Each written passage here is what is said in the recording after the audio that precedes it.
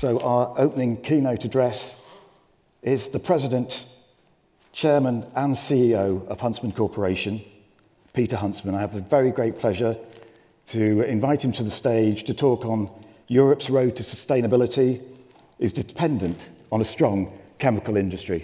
I'm going to go over this side, Peter. Thank you very much. Thank you. Well, thank you very much. Very nice to see all of you this morning, and I do apologize in that my father, who passed away some years ago, is unable to be here. Believe me, I'd much prefer his presence here than my own. I would like to take just a few minutes this morning, and I do have a 20-minute timeline, I believe, and they've got the timer going right here. And I hope that my comments will maybe stir you up just a little bit, maybe cause a little bit of controversy. And I want to start out by saying that I'm an enormous fan of Europe. I think other than Jim Radcliffe and Ineos, our family has perhaps invested more in the European petrochemical industry than any other. Following the ICI acquisition you just saw the picture of, 60% of our personnel, our assets, and our investment as a company was European-based. Our global headquarters was in Brussels for a number of years, of which I had the opportunity to live there and to interact. And so my message today, I hope, doesn't come across as being anti-Europe. To the contrary, I am pleading with Europe to come to its senses when it comes to manufacturing, when it comes to an industrial policy, when it comes to an energy policy. And I believe that Europe today is failing miserably from a policy point of view that will really come to sustainable solutions for our industry, for the Europeans' economy, for a middle class, and for the environment. Let me go through a couple of slides. Let's just take a snapshot as to where we are today. And let's talk about what I believe is the current policy of Europe to meet its climate challenges. That is massive deindustrialization. I don't think that it's more relevant and significant in any country in the European economy than the single largest country that makes up the EU from an economic point of view, and that's Germany. As you look at the industrial output of Germany, it's as bad over the last couple of years. We can sit here and say that it is all Russia's invasion into Ukraine. That certainly has exacerbated things. That certainly has been particularly hard on Germany. But let's remember that the summer before the invasion took place, Europe and Germany in particular were going through the highest energy prices in its history. The summer before the invasion. And again, I'm not trying to sound like an apologist up here. The invasion exacerbated things. The destruction of pipelines and an ongoing war certainly has not helped things. But it hasn't been the catalyst to truly address what I believe to be the industrial issues that are surrounding Europe. What you see on the slide here is if you go back and you look at the Industrial Production Index, where we are today is about where we were in 2005, 2006, previous to the Great Recession. As a matter of fact, if I take the entirety of Europe from a market capitalization basis, stock market valuations, new stock market value that has been created since pre-recession to today is zero. It's gone down and it's gradually come up and it has come back down again. Over the last 20 years, the great trillions of dollars that have been developed in the global economy has not come from Europe. And it should. This is the birthplace of the pharmaceutical industry. This is the birthplace of nitrogenous fertilizer that feeds over half of the world's population. This is the birthplace of the atomic theories and so forth that propel and provide so much of energy today. The birthplace of the petrochemical industry, Bessemer steel technology and process. You look at many of the great technologies that make the world what we have today came from this economy, came from this center of excellence, from this center of education. As you look at the decline that we've seen in CO2 output, much of this has been made up of this idea that somehow this green nirvana, this Green New Deal somehow is working. Look at the real numbers here. 75, 80% of the CO2, the drop in CO2 has come because of deindustrialization. There's almost 80% of that drop has come about through deindustrialization. This is not a way to lower CO2, to outsource your production, outsource your automobile industry, outsource your steel, your cement, your chemicals. This is not the way that this should be working. As you look at it on a market basis, $1 made in Europe versus $1 made in the United States on a stock market basis, on a parity of where does the market value $1 of earnings, figuring that back just in 2020, mere 4 years ago, that we were both on top of each other from a multiple basis. And again, I speak as a frustrated CEO that has a multi-billion-dollar business in Europe. As I go out and meet with investors almost on a weekly basis, this is the complaint that I get. Look at the multiple on the blue line. $1 earned is getting somewhere between 8 and 9 times valuation on a stock basis. In Europe, it's somewhere between 6.8, 6.9. From a corporate point of view, that means that if I domicile in the United States and I have my manufacturing base in the United States, or for that matter, almost any place outside of Europe, I'm going to have a higher earnings multiple. Now, we all invest in stocks for what? We invest in stocks to make money in the future, right? This is the stock market looking into the future and saying there's not an energy policy, there's not an industrial policy, and there's a hell of a lot of regulatory policy that's coming down the road that's going to hinder the earnings of this said company. Thusly, you get a lower multiple on your earnings. Again, this is not my policy. This is not me necessarily saying this is my theory. This is reality as to what we're facing in the industry. As we look at our cost basis and cost competitiveness on a basis, I want to zero into polyurethanes. And forgive me if I start moving pretty fast through these slides, but I think this is relevant. This is about your supply chain, your competitiveness here in Europe.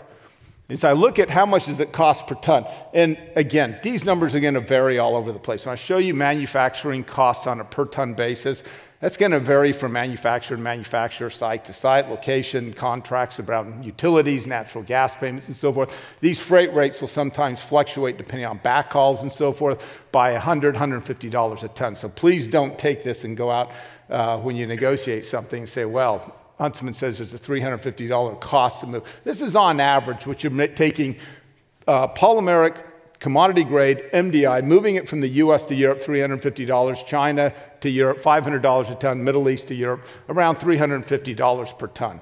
Why is this relevant? Well, if you look on a manufacturing basis, we've got 3 MDI plants. I believe that all of these are world-class, great technology, producing great products, and I believe that they're all competitive within the regions where they produce MDI. We have a Rotterdam facility, Geismar, Louisiana facility, Caojing, China facility. Each of these are basically the cost of production on a per ton basis. What I want to point out here is the first 2 lines up here, first 2 or 3 lines up here, are costs on a yearly basis. Look at our cost in Europe, in Rotterdam 2019, our cost in the US 2019, cost in China 2019. Rotterdam was actually our cheapest ton of MDI produced around the world. If you look at it in the next year, in 2020, again, see a little more competitiveness coming out of China than you do coming out of US and Rotterdam. But again, you're not incentivized, and if I were to run this chart back 20, 25 years, I would imagine that you really don't get much of a disparity between the cost to justify the previous chart of $350 a ton. If I were to take $350 a ton on this scale, it's a significant change between these bars.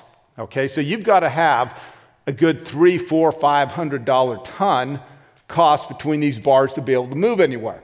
Now you start looking on a quarterly basis in 2021, and then on a quarterly basis 22, 23, you see that the arbitrage for really the first time in history On a sustainable, longer-term basis, the arbitrage goes to hundreds of dollars per ton. As a matter of fact, the arbitrage during the latter part of 2022, ironically, Europe's been saved by a warmer winter over the last 2 winters, something I think they're trying to prevent. But if you look on the latter part of 2022, the arbitrage was so great, you could move product from China and the US into Europe and make hundreds of dollars per ton. Okay? That's the reality. Now, why on earth would you be investing here for new science, new technology, new capacity? What Europe is losing today is what should be coming into the market 3, 4, 5 years from now.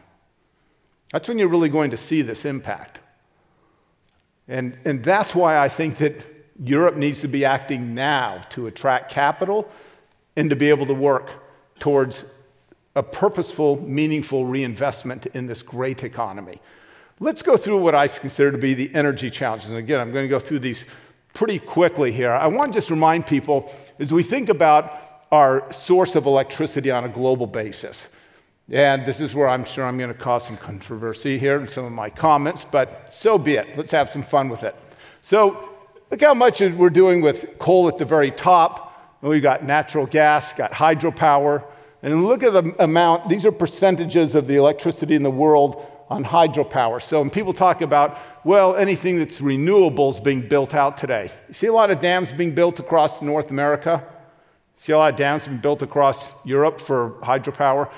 That's not going to be built really anywhere in the world except for India and China. Nuclear got up to almost 20% just 30 years ago of the electricity on a global basis, and now we're down to less than 10% and dropping. Yeah, there was a time when the United States had a plan in the 1960s, late 50s, 60s, to build over 300 nuclear facilities from coast to coast. The cost for producing nuclear by the 1970s was supposed to be competitive with the cost of producing natural gas-generated electricity. And who was it that killed the nuclear movement? The Green Movement, right? I mean, United States would have been virtually a carbon-free energy producer by the mid to late 1970s. And what did we do instead in the United States? We built the largest expansion in coal-burning power plants ever, on a global basis up to that point. And now we're trying to replace that coal with natural gas. Who's trying to ban the natural gas? The same movement who killed the nuclear industry 20, 30 years earlier. I mean, it's like this obsession between the Green Movement in the United States wanting to keep coal around for as long as possible. Oh, let me just say one other thing. This is electricity. This is not power. This is not energy. Let's look at energy. Remember, that previous chart did not have oil. Oil, which makes jet fuel, gasoline, and so forth. Now you start looking at the total energy basis. So when you think about that energy basis, that oil up here has to be replaced by something. If we're going to do away with petroleum, right? It's got to be replaced with renewable electricity. See wind and solar up there, those colors up there at the very top? Anytime those are going to be replacing in the next decade, 2 decades, 3 decades, this is nonsense.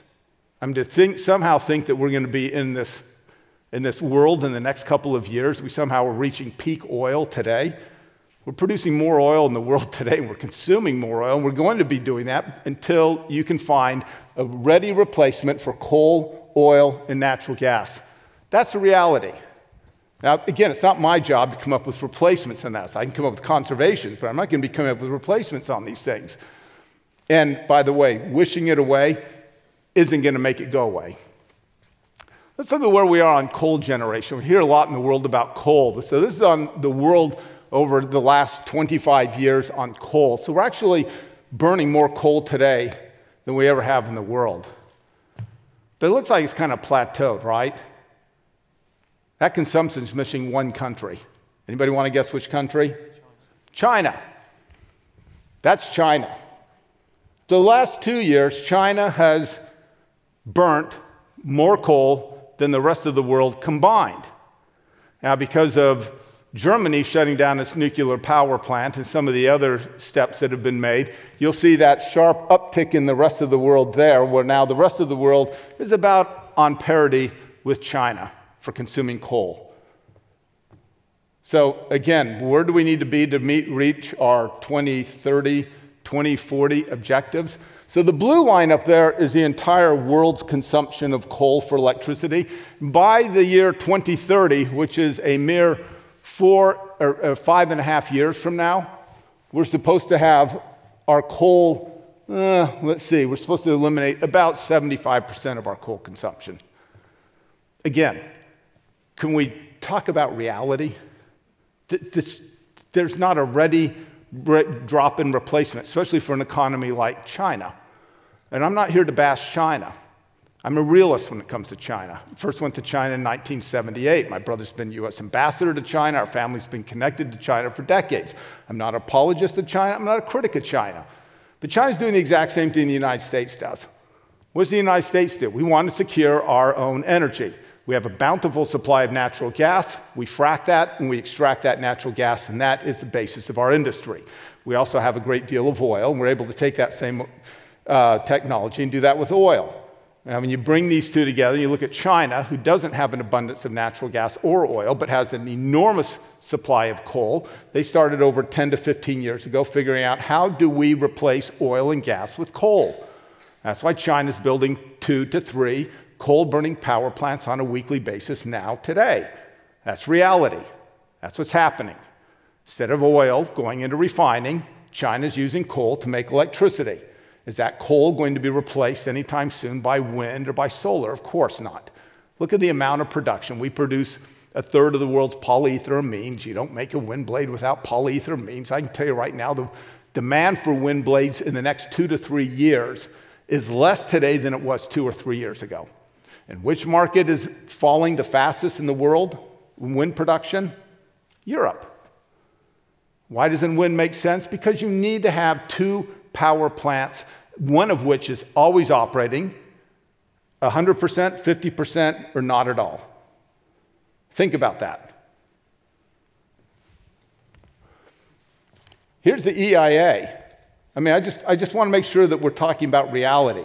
Again, if I sound like I'm critical of the EIA, the foremost energy industry consultant firm, I am. This is idiocy. This is stupidity, and it needs to be called out. So this is the EIA's projection about oil, millions of barrels today. You see that peak up there? That's this year. So starting next year, all that oil just starts going away. What's it being replaced by? I spoke with the author of this study, face to face, in a presentation that she was giving, and I stood up in there in the Q&A side, and I said, these numbers up here are nonsense. And she hammered and stammered, and I said, explain to us where all this power comes from. Look what happens to natural gas, peaks this year. Look what happens to coal, peaks this year. I said, what replaces this? How can you possibly stand behind these numbers? You know what her answer was? These numbers are aspirational. We're making manufacturing industrial policy around aspirational numbers, not reality, aspirational. What's reality when it comes to battery technologies and so forth? This is reality. That's where our raw materials are dug. This is where all that dug up raw materials refined, China. Again, I'm not here to sound alarm bells about China. China's done a brilliant job in electrifying their transportation system so that it can run on coal. And when you look at the supply, whether it's lithium, rare earth elements, look at the United States.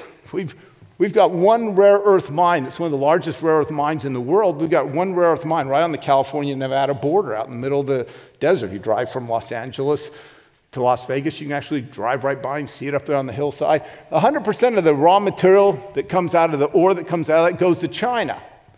Do you know who has 100% of the marketing rights of that material? China. And they should. They've done a great job capitalizing on this. Cobalt, nickel, copper. When you look around the major mines around the world and so forth that are coming up, none of this electricity gets transmitted without copper. You understand that, right? And everybody in the world could have an EV tomorrow morning. Problem is getting the electricity to everyone's home, to everyone's charging station. That doesn't happen without copper. Huge amounts of copper, multiple times the amount of copper that are being produced today. So it's not just a matter of digging the holes, it's a matter of refining the copper that comes out. When you refine the copper, it's an incredibly corrosive and an incredibly energy-intensive process. Just like refining any product is an incredibly energy-intensive process that requires a great deal of power and electricity that comes from, in this case, coal. Do you see the circular economy, how it's working? Okay. I'm sorry, I've only got 4 minutes left, so I was going to go through some of these things. This is Lego, great product. I've got 8 kids. I've got 19 grandchildren, 20th on the way. I just found out this last week. So I'm a huge Lego fan. My grandkids buy a lot of this stuff. They started a couple years ago to replace plastic. Imagine, Lego not using plastic. The CEO said, blah, blah, blah. In the early days, we believed that it was easier to find this magic material. Seriously, we have CEOs, serious people that are out here talking about finding magic materials. Now, he might have just been saying this in jest or euphemism. Magic materials to replace plastic. And what did they find at the end of the day? It's just been impossible to find a material like that. Okay, well, I'll tell you right now, there are not magic materials. The petrochemical industry exists, the polyurethane industry exists, the plastics industry exists because we replaced glass, we replaced wood, we replaced stone. Okay, it's natural evolution. Nobody was forced to buy our products. Our products made environmental sense, our products made economic sense, and our products were what have furthered society. Look at the airline industry. We would need around half, this is according to the CEO of Lufthansa, just for Lufthansa's jet fuel needs in Germany. This isn't a global fleet, just in Germany. We would need around half of Germany's electricity to create enough of the not the plant-based fuel, but hydrogen, the electrolysis-based jet fuel. Half the electricity presently consumed in Germany, just to satisfy Lufthansa's jet fuel needs if they were to do it through electrolysis. And we're supposed to be doing this in the next 3 to 5 years. There's not a technology, there's not a plan, yet the legislation says that they have to do this. How? You can sue the UK for a lot of reasons, but you can sue the UK starting in 6 years for not having a total EV fleet on the road of EV cars. You can sue them in 2050 if they're not a completely carbon-free society. They passed a law that says they will get there, and if they're not there, you can sue the UK for this nonsense. There's no technology that exists that's going to allow the UK to live anywhere remotely close to the standards of living today and in the way that they're doing it, right? Without petroleum products. So this is according to Accenture. This is a study that Accenture did on what it would take to be able to make carbon neutral the cement industry, steel industry, EVs, and chemicals just in Europe.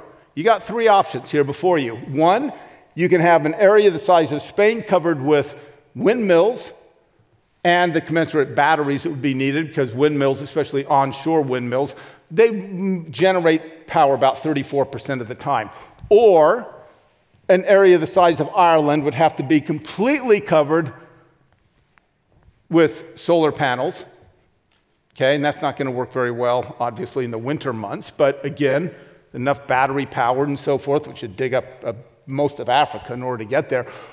Or you can take the easier route, which is to build 836 nuclear power plants over the next 30 years.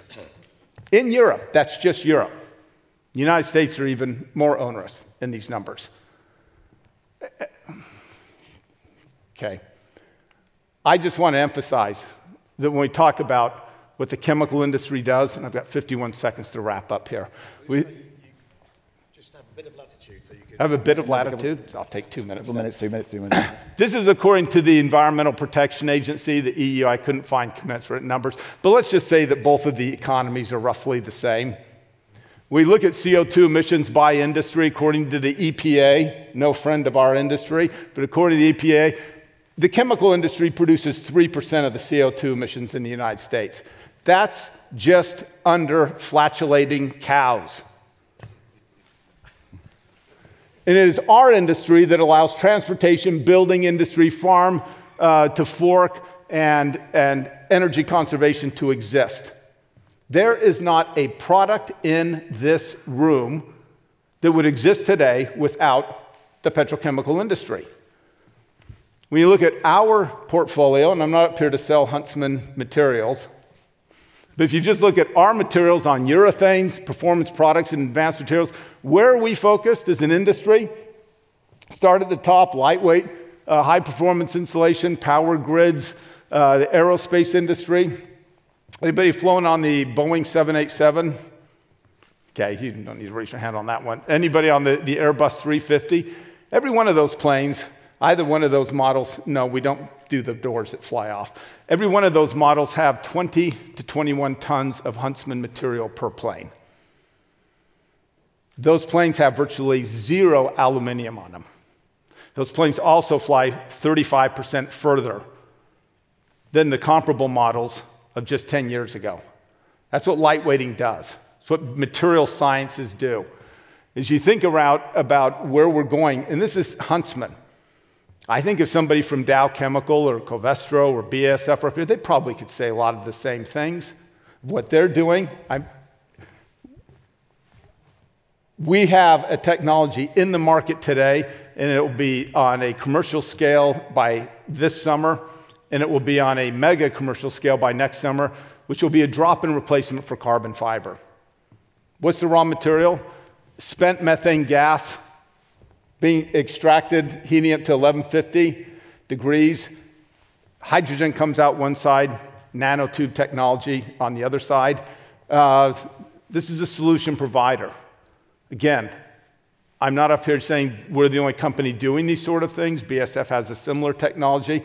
I'm more excited about ours because we actually can do more with the carbon output and the carbon byproduct than their technology. But again, their technology is going to be a solution provider as well. And I think about what we're doing in the area around urethane, starting with Huntsman MDI. We are recycling about the equivalency of about 1.5, 1.6 billion PET bottles as a raw material for our polyester. Polyol is combined with the MDI. It goes in and provides the best home insulation material in the world.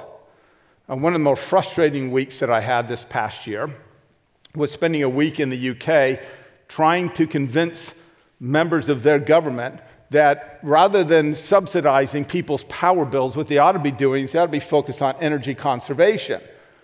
The materials are here. The technology is here. This material is actually being produced in the UK.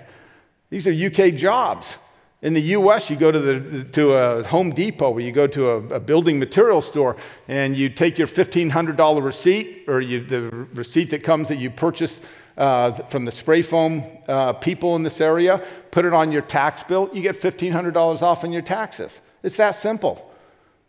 And they're still trying to figure out in the UK how they can do something like this. They said it would probably take them years to figure out how to incentivize people. In the meantime, they're subsidizing and lowering, they're providing a disincentive for this sort of stuff. I remember with a lot of the same concerns and so forth when I went and met with members of the Bundes in the German government. Peter, I think we are going to have to wrap up. Okay, wrapping up. Okay, let me just wrap up with this one statement here. Annual CO2, 4.5 billion tons today of CO2 from the United States, 4.5 to 5 billion tons. The United States emitted that same amount in 1970. This industry is the solution provider. Take an economy the size of the United States, who's grown its GDP since 1970, 30 times over, and our CO2 emissions have stayed flat. That's what this industry does. We provide a better lifestyle, we provide better opportunity, we provide a healthier lifestyle, more advanced lifestyle. We've got to have an industrial policy and an energy policy that are going to sustain that, that are going to incentivize that, and are going to build it, and it needs to happen here in Europe. Because this is the industry leader. Don't outsource your energy policy. Don't outsource your manufacturing policy. Don't outsource your industrial policy. Speak up. Make your voices known. Yeah, okay, I've said enough. You know where I'm coming from.